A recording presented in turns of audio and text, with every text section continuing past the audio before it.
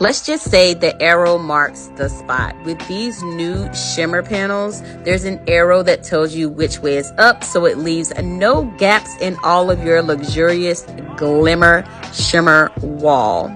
They're so easy to put together with these little plastic X pieces that combine them so that you can begin to build out your shimmer wall, right? It's super, super easy. No zip ties needed.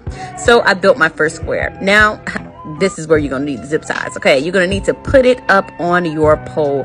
Don't tie this part really tight because I'm just hanging it so that I can finish doing the rest of the wall just like this. It also comes with a smaller plastic piece that you use for the edge pieces only. Y'all, it was so super easy to put this together and I can't wait for you guys to try it. Check our bio.